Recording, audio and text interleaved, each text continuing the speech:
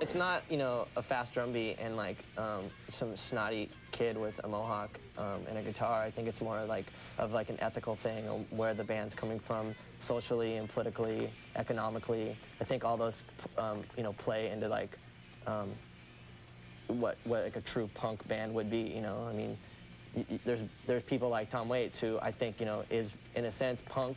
You know, he doesn't sound punk, but I think he is, especially for being on a label like Anti. You know, it's out of the ordinary. That shows that he has some kind of ethics in the same realm that I think that we would like to say that we are in as well. You pissed on somebody's leg. Uh-huh. The Extreme Elvis.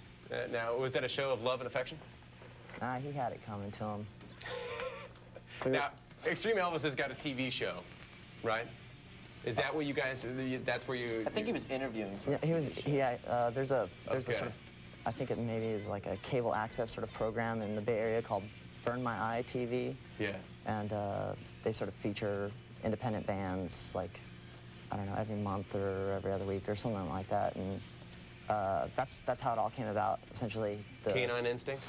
The person who put it together thought, hey, it'd be great to have Extreme Elvis interview the Locust, you know?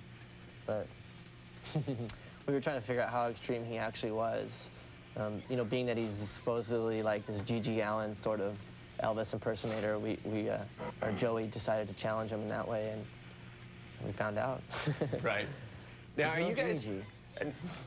Were you guys surprised? I mean, you guys have had a lot of success.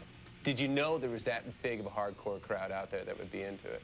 Well, there's so many different, like, segments of independent music and hardcore and pop and everything. I think what I find what I find sort of strange about, like, our tours is that we seem to bring together people from all of these different sort of genres of independent music, and I never expected that, you know, like, when we first started really touring a lot, like, I was just happy to be on the road, you know, I mean, it's just fun to be in a van and playing shows in different places and exploring new cities, and that's kind of how I approached it, you know, I didn't really think much beyond that at the time. Right, right. And the bands we usually play with, you know, it varies anything from like Cattle Decapitation to Bratmobile to Rocket from the Crypt. I mean, it's pretty much all over the place, and it's nice to know that we can fit in, you know, with those bands, you know, on those bills.